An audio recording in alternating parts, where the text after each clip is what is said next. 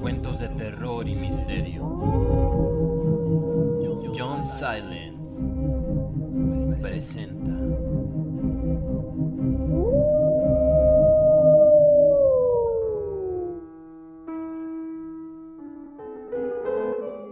El modelo de Pigman, de Howard Philip Lovecraft.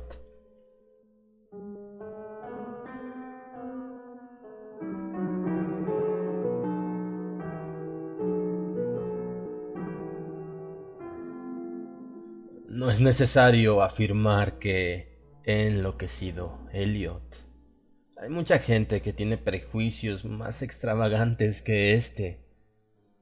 ¿Por qué no te burlas del abuelo de Oliver, por ejemplo, que nunca se ha subido a un vehículo con motor? Si no puedo soportar ese maldito ferrocarril metropolitano, es cosa mía. Y por otra parte, hemos llegado mucho más rápido que si hubiésemos venido en taxi. De haber elegido el metro, habríamos tenido que subir a pie la colina de Park Street. Confieso que me encuentro más nervioso que el año pasado, cuando me viste, pero no creo que sea razón suficiente como para que me recomiendes el asilo. El Señor sabe bien que tengo vastos motivos para estar conmovido, y creo que soy muy afortunado por haber conservado la lucidez hasta ahora. Bien, si tienes que escucharlo, no veo razón para que no lo hagas. Quizá hasta te asiste el derecho a saberlo, ya que fuiste el único en escribirme, como si fueras un pariente agraviado cuando te enteraste de que ya no frecuentaba el Art Club y que me mantenía distanciado de Pigman. Ahora que Pigman ya no está, de vez en cuando me doy una vuelta por el club, pero desde ya que mis nervios no son los de antes. No sé qué ha sido de Pigman y tampoco me gusta entregarme a las conjeturas. Pudiste sospechar que yo sabía algo importante cuando me distancié de él, y esta es la causa por la que me niego a pensar hacia dónde habrá ido. Dejemos que la policía investigue cuanto pueda. No creo que sea mucho, teniendo en cuenta que todavía no sabe nada acerca de la casa que, bajo el nombre de Peters, alquiló en el North End. Tampoco estoy seguro de que yo mismo sea capaz de encontrarla otra vez. Ni siquiera de que piense en ir a encontrarla. Ni siquiera iría en plena luz del día. Y sí creo saber por qué la alquiló. Sobre esto puedo hablarte. Así sabrás mucho antes de que haya concluido por qué motivo no voy a la policía. Me obligarían a que los llevara hasta esa casa, pero la verdad es que no podría regresar a ese lugar aunque conociera el camino. Bien, por eso no puedo tomar el metro, ni bajar a sótano o a bodega alguna. Y esto también te causará risa. Me pareció que podrías entender que mi distanciamiento con Pigman no se debió a las mismas razones estúpidas que produjeron la misma reacción en hombres como el Dr. Reid o Joe Minot o Rosworth. El arte que se ocupa de lo morboso no me interesa en lo absoluto, pero cuando alguien tiene la genialidad que tenía Pigman, para mí resulta un honor conocerlo, al margen de los cauces que tome su obra. Boston jamás ha contado con un pintor tan notable como Richard Upton Pigman. Lo dije desde un principio y continúo afirmándolo. También lo sostuve cuando dio a conocer aquel vampiro alimentándose. Según recordarás, por esa obra Minot dejó de saludarlo. Para engendrar obras como las de Pigman es necesario un profundo dominio de su arte y una no menos profunda percepción de las entrañas de la naturaleza. Cualquier ilustrador de portadas está en condiciones de volcar absurdamente color sobre un papel y anunciar que nos está entregando una pesadilla, un aquelarre de brujas o un retrato del diablo. Pero solo un gran artista puede llegar a un resultado que nos impresione como verosímil y que no nos aterrorice. Esto es posible porque solamente un verdadero artista puede reconocer la verdadera anatomía de lo terrible y la fisiología del miedo. Es el único que conoce el tipo exacto de líneas que despiertan los instintos adormecidos o los heredados recuerdos del miedo. Es el único capaz de rastrear los contrastes precisos de color y los efectos de luz que estimulan en su espectador el latente sentido de lo anormal. No necesito explicarte por qué un Fuseli nos produce escalofríos, mientras que la portada de una revista de fantasmas solo nos mueve a la risa. Existe algo que esos seres excepcionales captan, algo que está más allá de la vida, y son capaces de transmitírnoslo, aunque sea fugazmente. Es el don que distingue a Gustave Doré. Sidney Sim también lo tiene. Angarola de Chicago también. Y Pigman lo poseía en grado superlativo, como nadie lo tuvo antes de él, y como nadie, así lo quiera el Señor, volverá a tenerlo.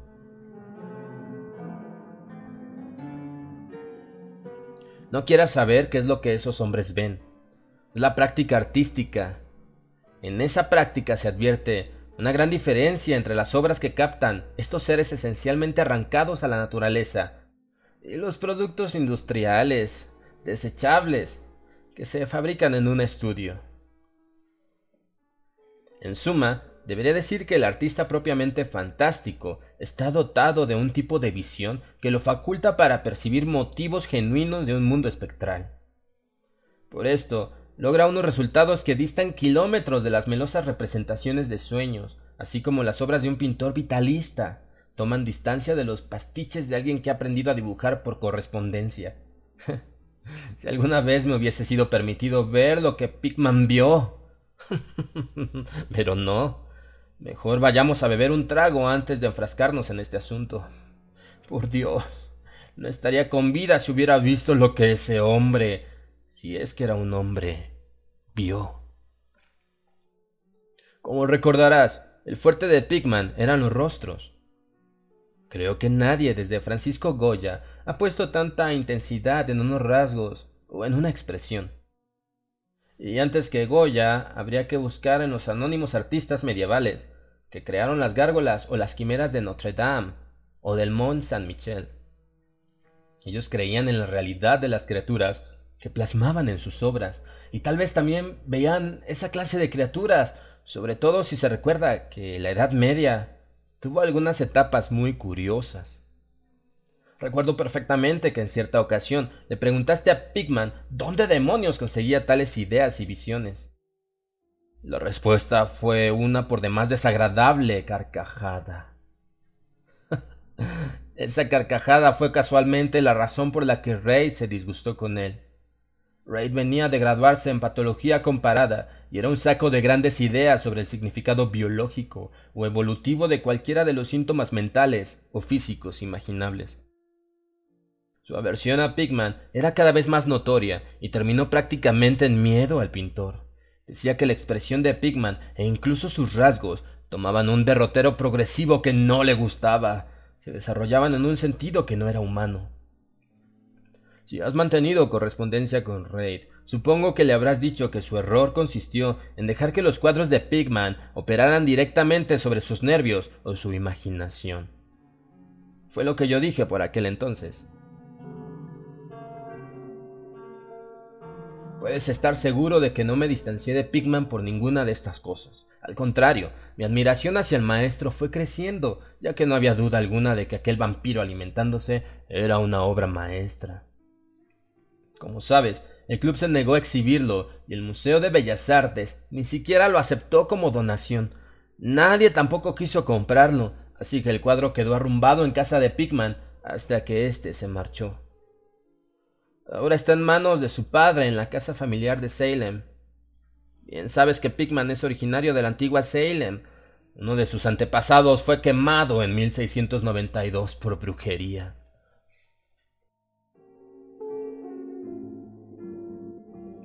Me acostumbré a visitar a Pigman con alguna frecuencia, en especial después de que comencé a buscar material para la preparación de una monografía sobre el arte fantástico. Tal vez haya sido su propia obra la que me sugirió la idea. De todos modos, debo confesar que su obra fue una rica cartera de sugerencias y de datos para aquel propósito. Me facilitó el acceso a todos sus trabajos, a todos los cuadros y dibujos que tenía con él, incluyendo algunos bocetos a tinta que hubieran significado su inmediata expulsión del club de haber caído ante los ojos de sus integrantes.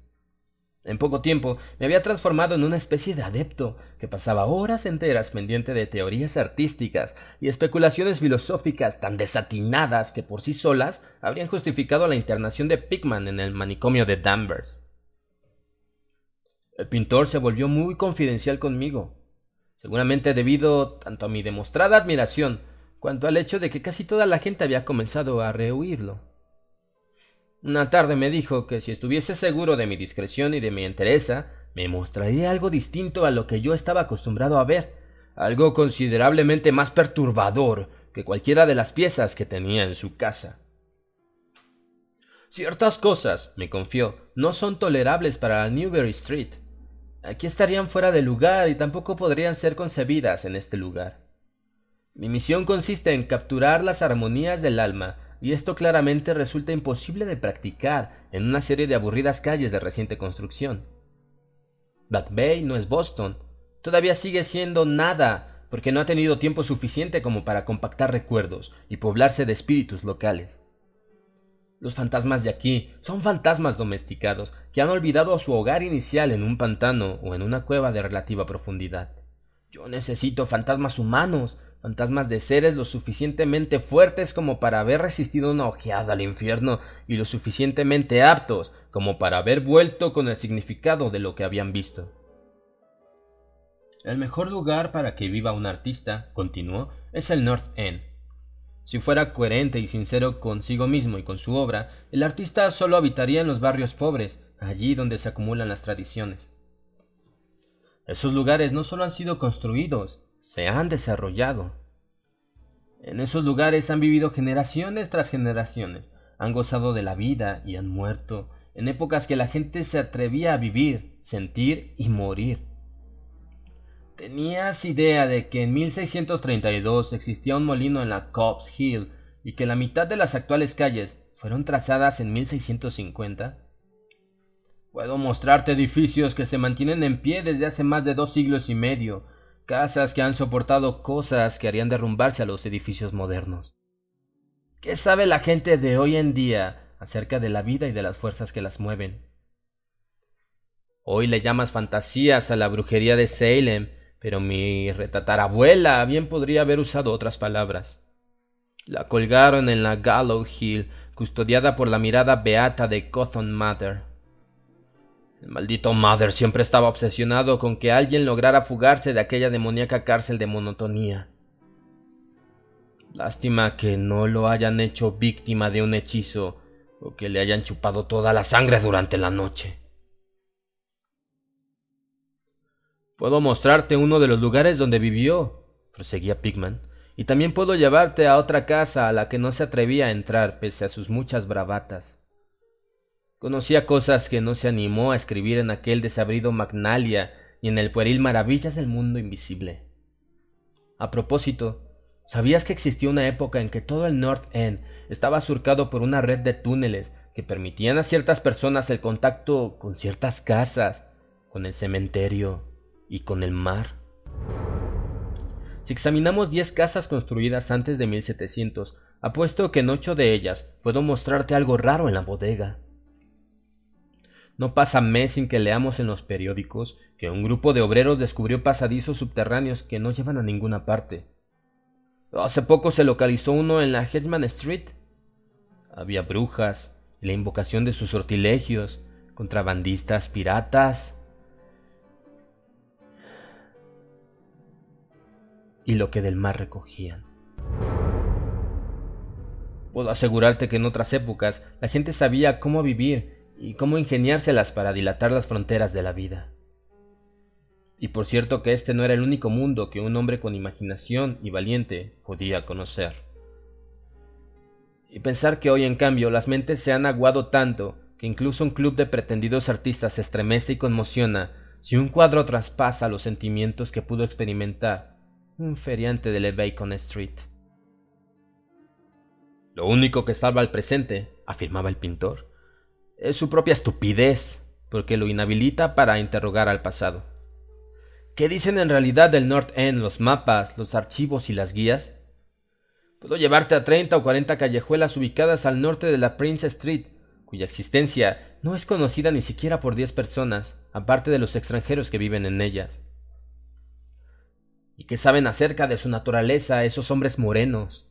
Nada. Thorber, porque esos lugares ancestrales están repletos de terror, de maravillas y de puertas para acceder a mundos diferentes de los vulgares. Y, sin embargo, no hay nadie que sepa comprenderlos o sacarles el provecho necesario. Para decirlo mejor, hay una sola alma capaz. ¿O crees que he estado escudriñando el pasado en vano?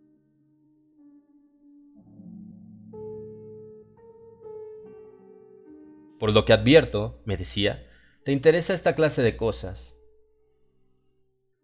Pues bien, ¿qué dirías si te confiara que tengo otro estudio por esta zona, donde puedo capturar el lóbrego espíritu de horrores pasados y pintar cosas que jamás habrían acudido a mi imaginación en la Newbury Street? Por supuesto que no haría esta revelación a los estúpidos menopáusicos del club, empezando por Reid, el muy maldito, siempre susurrando como si yo fuera una especie de monstruo. Puedes creerme, Thorber, hace ya tiempo que decidí pintar el terror de la vida, de manera análoga a como se pinta su belleza, así que realicé algunas investigaciones en sitios sobre los que tenía motivos para saber que habitaba el terror. Ubiqué un lugar, musitó Pickman, que aparte de mí mismo solo ha visto 3 hombres nórdicos vivientes. No se encuentra a mucha distancia del metro, pero está a siglos de él en cuanto a espíritu se refiere. Me decidí a alquilarlo debido al extraño pozo con paredes de ladrillo que hay en la bodega. El edificio está casi en ruinas, por lo que a nadie se le ocurriría ir a vivir allí. Me avergonzaría confesarte lo que pago por él. He tapiado las ventanas ya que no necesito luz solar para mi tarea. He instalado el taller en la bodega, lugar donde la inspiración se vuelve más intensa, pero también tengo otras habitaciones con muebles en la planta baja.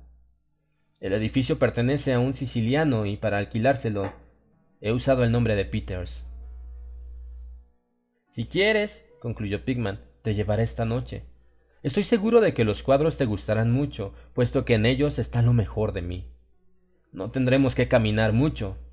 Siempre voy a pie para no llamar la atención con un taxi en semejante lugar. Tomaremos el metro en la South Station e iremos hasta la Battery Street. Luego una pequeña caminata y estaremos allí.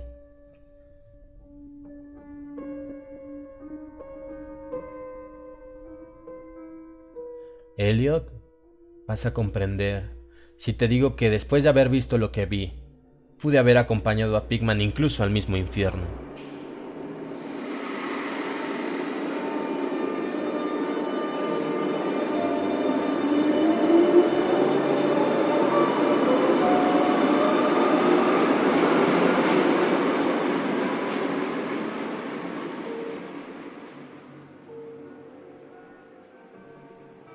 Tomamos el metro en la South Station, y muy cerca de las 12 nos encontrábamos en la Battery Street, caminando a lo largo del muelle.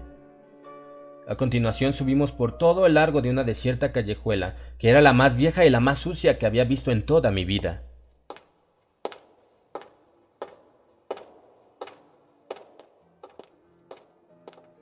Salpicada por casas de tejados reventados, ventanas astilladas y maltrechas, chimeneas a medio desintegrarse, que sin embargo aún se erguían contra el cielo. Me dio la impresión de que todas las casas que yo veía también las había visto Cotton Mather. Llegamos a una esquina lóbregamente iluminada. Torcimos a la izquierda y tomamos un callejón mucho más estrecho, igualmente silencioso, pero sin luz alguna. Pronto nos detuvimos y Pickman extrajo de entre sus ropas una linterna con la que proyectó un haz de luz contra una puerta prediluviana de madera, tan podrida que parecía imposible que se tuviera en pie.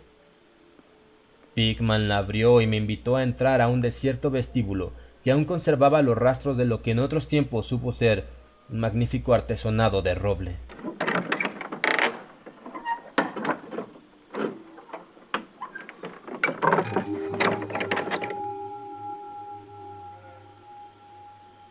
Era simple, por supuesto, pero claramente indicativo de la época de Andros, Phipps y la brujería. Luego me hizo franquear una puerta a la izquierda, encendió una lámpara de petróleo y me invitó a que me pusiera cómodo como si estuviera en mi propia casa.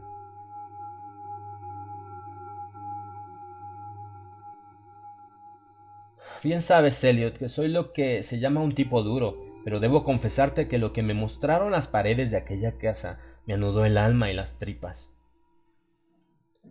Eran los cuadros de Pickman, los que no podía pintar, ni mucho menos exhibir en la Newbury Street.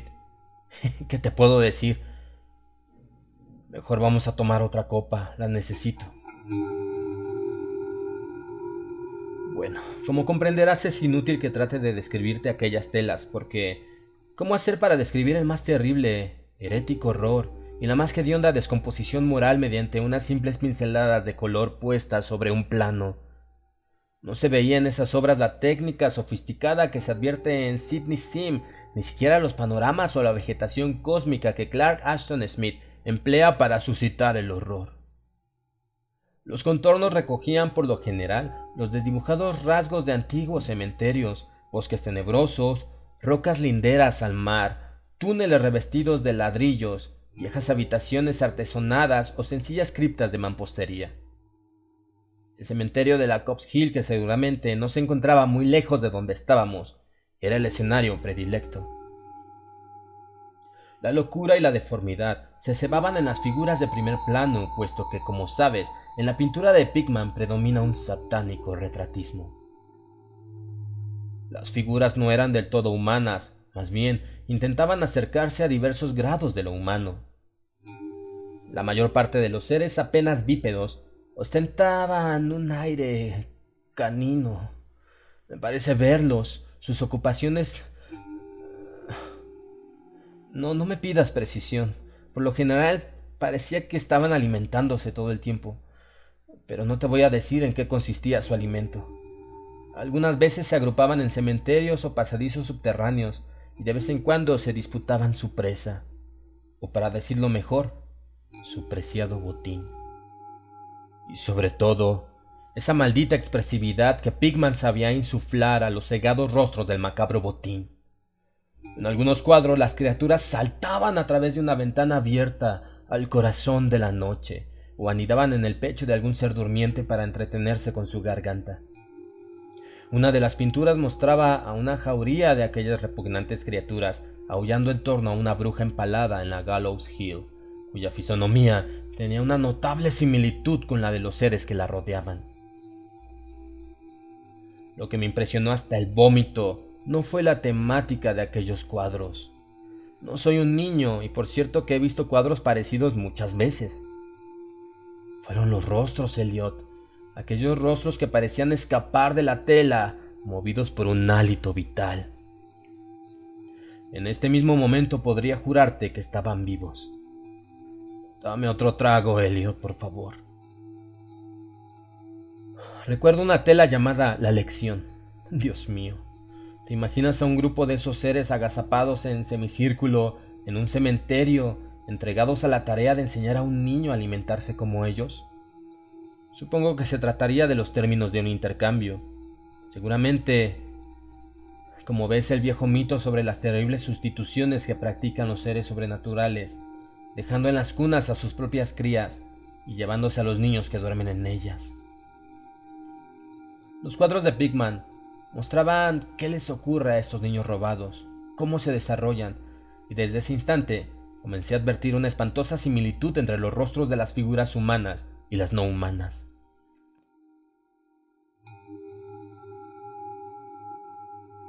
En lo esencial, Pickman se dedicaba a establecer, con todos los grados de morbosidad posibles, un siniestro nexo evolutivo entre lo cabalmente humano y lo envilecidamente inhumano. El origen de los seres caninos en realidad venía de los seres humanos. Me pasó por la mente la incógnita de qué sucedería con las crías que quedaban en las cunas a modo de trueque, pero un cuadro que de pronto quedó frente a mis ojos me ilustró sobre ese tema.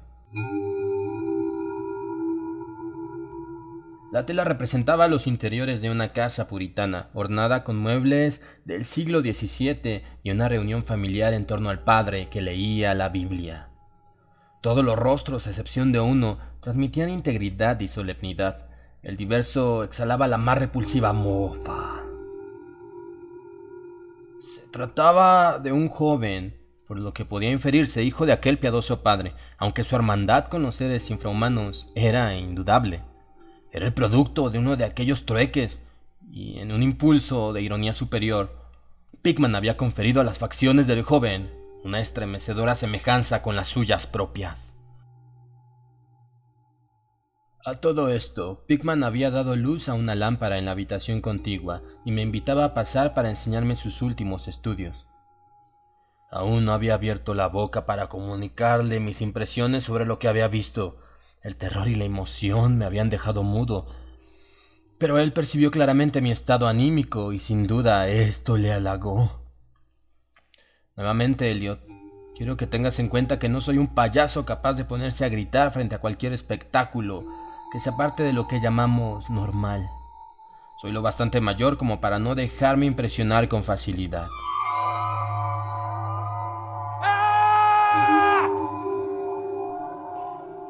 No obstante, lo que vi en aquella habitación me arrancó un grito y me vi obligado a asirme al marco de la puerta para no caer al piso. La primera de las salas era el reino de una cantidad de vampiros y de brujas, poblando el mundo de nuestros antepasados, pero esta habitación se ocupaba del horror que anida en nuestra vida cotidiana. ¿Cómo podía Pickman pintar esas cosas? Había un bosquejo llamado Accidente en el Metro, donde se veía una jauría de los seres malignos brotando de una descomunal catacumba por una grieta del suelo y atacando a la multitud que esperaba en la plataforma. Otro mostraba una danza en la Cops Hill entre las tumbas, pero era en la actualidad. También había varias vistas de sótanos con monstruos entresaliendo de agujeros y grietas de la mampostería, haciendo siniestros gestos sin dejar de mantenerse agazapados tras barriles o calefactores a la espera de la primera víctima que bajara por la escalera. Una repulsiva tela parecía centrarse en un vasto sector de las Bacon Hill, con densos ejércitos de metíficos monstruos que brotaban de los miles de agujeros que tapizaban el suelo. Había también trabajos con danzas en cementerios actuales, pero lo que más me perturbó fue una escena en una cripta perdida, donde una muchedumbre de pequeñas bestias se arremolinaba en torno de otra, que con una conocida guía de Boston en sus manos, la leía evidentemente en voz alta. Todas las bestias señalaban un mismo pasaje, y sus rostros estaban crispados por una risa epiléptica, cuya reverberancia casi me pareció oír. El título de la tela era Holmes, Lowell y Longfellow están enterrados en Mount Auburn.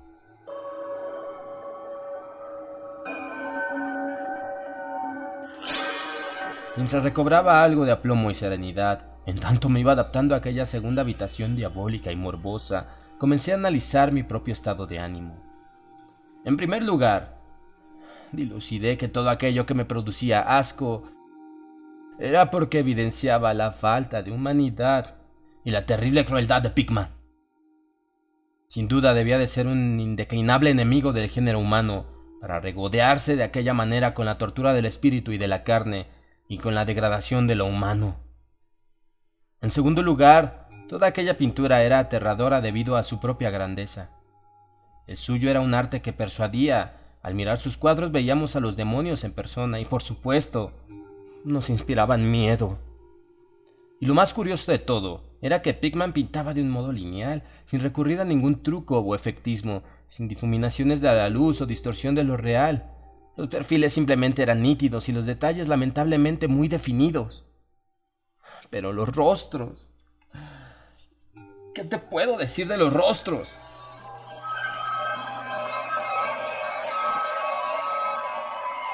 Lo que se veía en los cuadros era algo más que la simple interpretación de un artista. Se trataba del propio infierno volcado con la mayor fidelidad que se pueda imaginar. No era posible confundir a Pickman con un imaginativo o con un romántico. Su tarea se limitaba a reflejar un mundo terrible que él veía cristalinamente. Solo Dios puede saber dónde había capturado las heréticas formas que se veían en los cuadros. Pero fuera cual fuera el origen de sus imágenes, algo era más que evidente en cuanto a concepción y ejecución. Pickman era un pintor realista y casi científico. Más adelante bajé tras mi anfitrión al verdadero estudio que se encontraba en el sótano. Cuando alcanzamos el pie de la escalera húmeda, Pickman concentró el haz de luz en su linterna hacia un rincón donde se veía un círculo de ladrillos que marcaba evidentemente un pozo de gran dimensión excavado en el piso.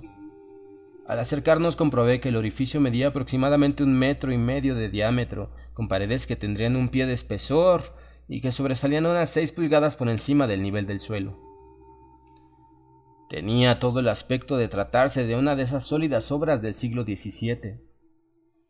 Según me explicó Pickman, se trataba de un acceso para conectarse con la red de túneles que surcaba las entrañas de la colina y de la que me había hablado antes. Advertí que el pozo estaba cubierto con un sólido disco de madera.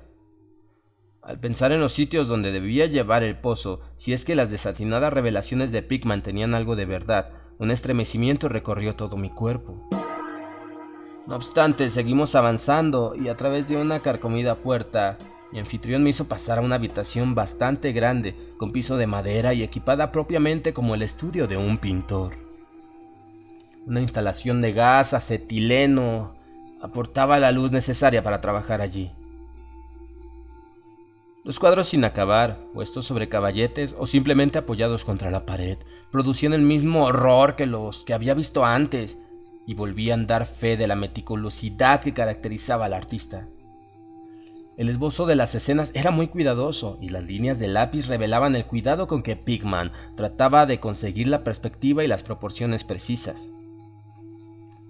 Era un gran pintor y puedo seguir diciéndolo ahora pese a todo lo que sé. Una enorme cámara fotográfica que se hallaba sobre una mesa atrajo mi atención. Pickman me explicó que la empleaba para fotografiar paisajes que luego ingresaban como fondo en sus telas. Con este método se ahorraba el tener que cargar con todos sus cacharros de un lado para otro, hasta dar con un paisaje adecuado. Sostenía que una fotografía era tan buena como un paisaje o un modelo real y que por eso recurría a ellas habitualmente. Había algo perturbador en los repulsivos bocetos y en las inacabadas monstruosidades que se agazapaban en todos los rincones del estudio. Pero cuando súbitamente Pickman descubrió una enorme tela colocada sobre un caballete, no pude contener un nuevo grito de horror, el segundo de aquella noche. Sus ecos rodaron en una y otra de las oscuras bóvedas de aquella húmeda y salitrosa bodega, y fue grande el esfuerzo que implicó contenerme para no estallar en una histérica carcajada. Dios mío, me estaba volviendo loco. Aún hoy no puedo saber hasta qué punto me encontraba frente a una realidad o una fantasía. En el cuadro se veía un gigantesco e indescriptible monstruo de ojos llameantes y enrojecidos, que sostenía con sus afiladas garras a un ser que había sido un hombre, cuya cabeza roía con la misma fruición con que un niño mordisquea una golosina. Estaba acuclillado y cuando se le miraba surgía la atroz sensación de que en cualquier instante podía arrojar a su presa y saltar encima de uno. Pese a todo lo que producía una sensación de helado terror, no era aquel rostro canino de orejas puntiagudas lo que más me dio miedo, ni sus ojos embebidos en sangre, ni la nariz deforme, ni sus fauces de las que chorreaba una baba rosácea. Tampoco eran las garras escamadas, ni la ciertamente repulsiva pelambre que recubría el cuerpo, ni los pies no del todo ungulados, si bien cualquiera de estas características por sí solas hubieran vuelto loco a cualquier hombre. Lo que me traumatizó, Elliot, era la técnica, la maldita implacable y deshumanizada técnica. Hasta aquella noche no me había sido dado ver sobre una tela el elan vital de una manera tan limpia y real. El monstruo estaba entre nosotros, miraba con ferocidad, roía y volvía a mirar con ferocidad. Y comprendí que solo un paréntesis breve en la vigencia de las leyes de la naturaleza había permitido a un hombre pintar una cosa como aquella, sin un modelo, y sin haber frecuentado ese mundo infrahumano que ningún mortal que no haya vendido el alma al diablo ha conseguido ver.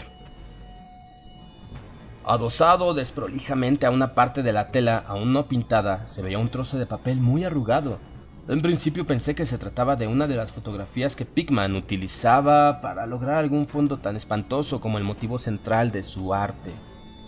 Cuando iba a alisarlo para observarlo más cuidadosamente, Pickman se sobresaltó súbita y violentamente. Había notado que desde que había gritado en esa bóveda lóbrega, mi anfitrión había evidenciado prestar atención a algún ruido de respuesta. Ahora él también parecía ser presa del miedo, aunque a diferencia del que yo experimentaba, en su caso parecía ser más físico que espiritual. Extrajo un revólver del bolsillo y con una seña me recomendó que me callara. Avanzó hacia el interior de la bóveda, cerró la puerta y me dejó solo en el estudio.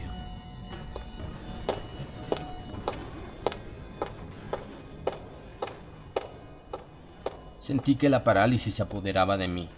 Agudizando el oído me pareció percibir un sutil sonido en alguna parte, como de alguien deslizándose por el suelo, y a continuación muchos chillidos agudos y golpes fuertes en una dirección que no pude determinar. La imagen de ratas enormes sacudió a mi conmovida imaginación. Un nuevo ruido consiguió ponerme la carne de gallina. El estrépito de una pesada madera al caer sobre alguna piedra. ¿Madera? Madera cayendo. Esa combinación no me resultaba extraña. Nuevamente se escuchó el ruido, ahora con mayor intensidad, seguido por una vibración como si la madera hubiese caído mucho más lejos que la primera vez. Aún seguía vibrando, cuando de repente escuché 6 disparos de revólver, disparados de un modo especial como si lo hiciera un domador de leones deseoso de impresionar a su público.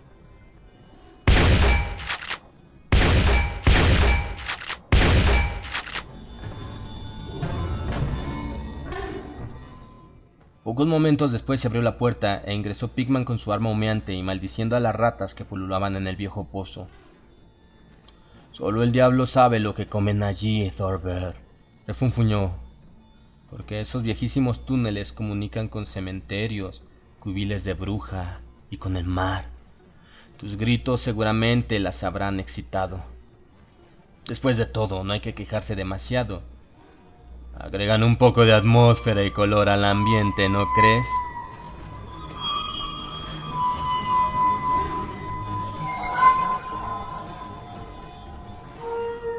De ese modo concluyó la aventura de aquella noche. La promesa de Pickman de mostrarme el lugar se había cumplido acabadamente.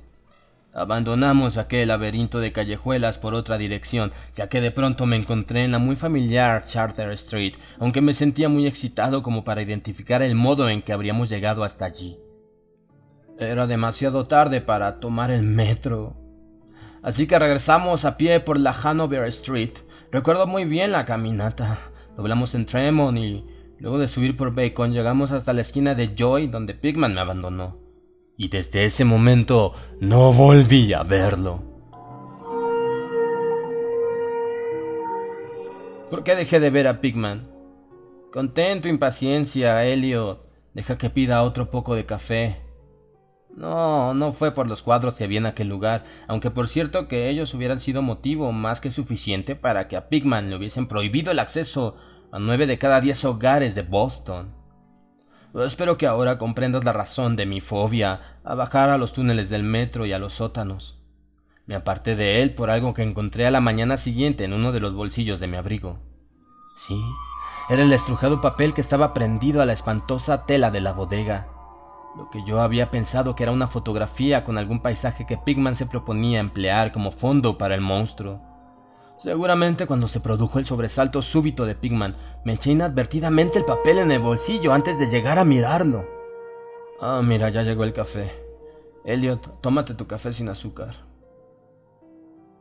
En efecto, a ese papel se debió mi distanciamiento de Pickman, de Richard Upton Pickman, el artista más notable que haya conocido y el ser más execrable que haya traspuesto jamás los límites de la vida para abismarse en el mito y la locura.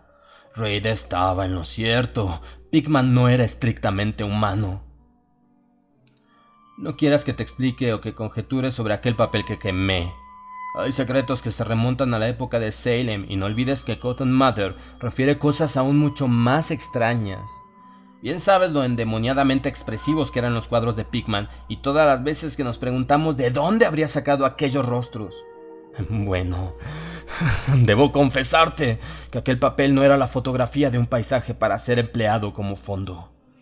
En la imagen solo se veía el ser monstruoso que estaba pintado en aquella terrible tela.